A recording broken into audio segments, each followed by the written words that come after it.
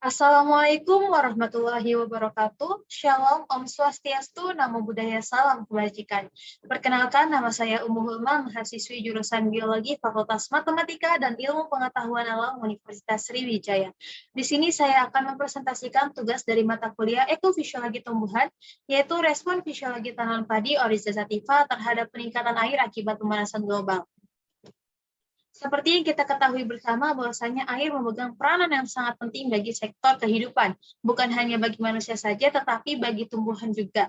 Nah, di sini air sendiri berperan sebagai pengisi cairan tubuh tanaman, pelarut unsur hara yang terdapat di dalam tanah, membantu penyerapan unsur hara dari dalam tanah oleh akar tanaman, mengangkut unsur hara ke seluruh organ tanaman, membantu memperlancar proses metabolisme terutama pada saat fotosintesis, dan juga memperlancar aerasi udara dan suplai oksigen dalam tanah. Sebenarnya masih banyak sekali peranan air bagi tumbuhan yang teman-teman bisa cari di berbagai sumber di internet.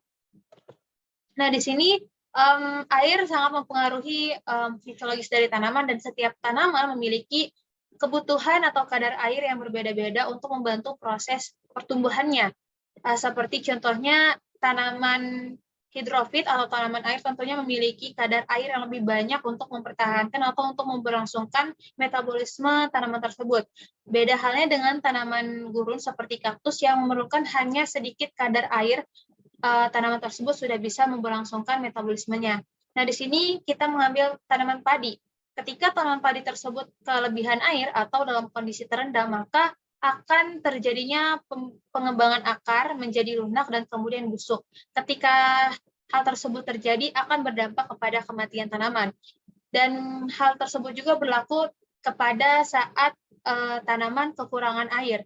Maka tanaman akan tumbuh lambat dan terjadinya perubahan morfologi berupa warna daun berubah menjadi coklat dan kemudian kering, dan akan terjadinya kematian juga. Nah, di sini studi kasus yang digunakan yaitu jurnal Agro Bali yang diterbitkan atau yang ditulis oleh Putu Santiawan dan Putu Suardike mengenai adaptasi padi sawah Oryza sativa linnaeus terhadap peningkatan kelebihan air sebagai dampak pemanasan global.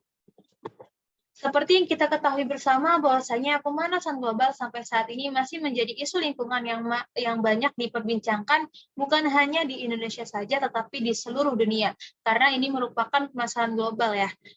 Dan beberapa faktor yang mengakibatkan pemanasan global itu sendiri beraneka ragam seperti efek rumah kaca. Lalu apa sih sebenarnya pemanasan global tersebut? Jadi pemanasan global atau global warming merupakan suatu keadaan di mana terjadinya peningkatan suhu rata-rata atmosfer, laut, dan juga permukaan bumi.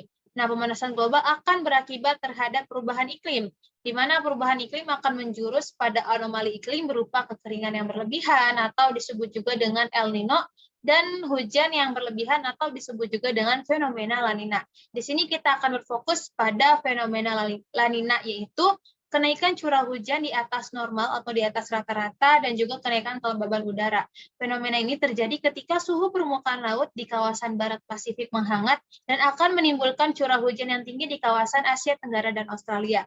Tentunya fenomena ini sangat merugikan di sektor pertanian seperti penanaman padi, karena akan mengakibatkan tanaman padi terendam dan alhasil tanaman tersebut akan gagal panen.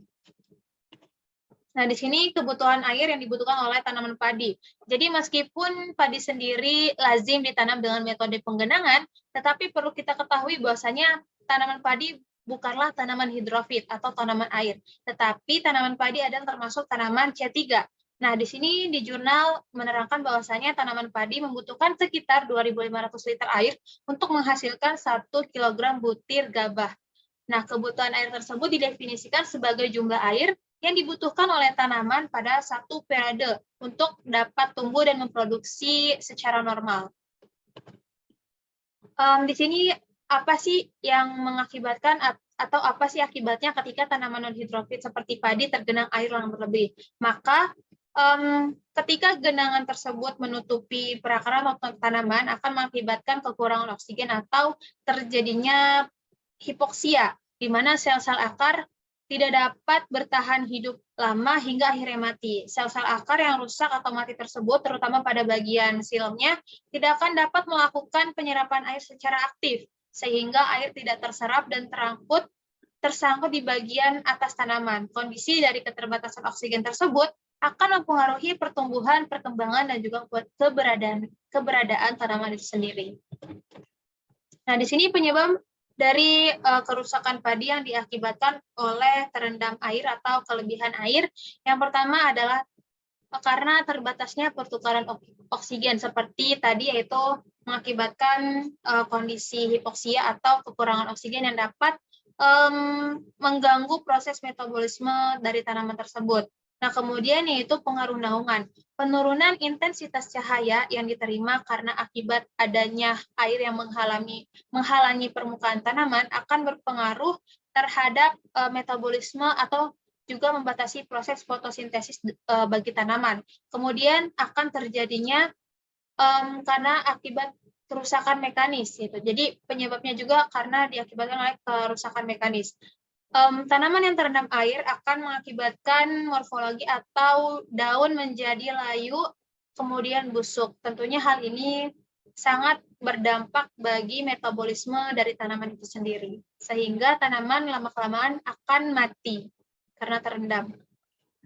Nah, di sini bagi respon fisiologi tanaman padi terhadap kelebihan air. Jadi secara fisiologis, perbedaan kemampuan adaptasi tanaman padi sawah terhadap kelebihan air bergantung dari beberapa faktor, yaitu kapasitas respirasi air, metabolisme anaerobik akar, regulasi hormonal, kesetimbangan metabolisme antara pucuk dan akar, pertukaran gas pada daun, kapasitas fotosintesis pada sel mesofil. Nah, jadi di sini setiap tanaman memiliki respon fisiologis yang berbeda-beda. Meskipun ia satu family, tapi ketika berbeda spesies, ia akan cenderung memiliki kemampuan adaptasi secara fisiologis yang berbeda-beda. Seperti di sini tanaman padi sawah yaitu memiliki respon fisiologis yang tadi sudah disebutkan. Berbeda halnya dengan tanaman lain meskipun satu family seperti gandum dan lain sebagainya. Nah, ini ada beberapa parameter dari respon tanaman padi terhadap kelebihan air, yaitu indeks luas daun, total klorofil, laju fotosintesis, laju transpirasi, dan komponen hasil seperti hasil gabah, biomasa, dan indeks panen. Ketika terjadinya kelebihan air, maka biasanya hasil dari panen tersebut akan berkurang karena banyaknya tanaman yang mati akibat terendam atau busuk akibat kelebihan air. Oke, baiklah, ini daftar pustaka yang saya gunakan dalam presentasi kali ini. Jadi perlu kita ketahui bahwasanya setiap tanaman memiliki kadar optimum yang dapat menyerap air berbeda-beda gitu. Tanaman padi sendiri memiliki batas optimum air yang dapat diterima, sehingga meskipun ia lazim digunakan atau lazim ditanam dengan metode penggenangan, tetapi ketika kadar airnya melebihi batas optimum, maka tanaman tersebut juga akan mengakibatkan kematian. Baiklah, terima kasih presentasi dari saya.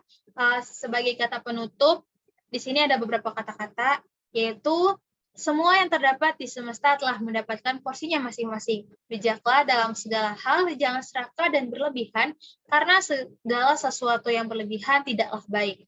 Oke, saya tutup. Kurang lebihnya saya memohon maaf, kepada Allah saya mohon ampun. Wassalamualaikum warahmatullahi wabarakatuh.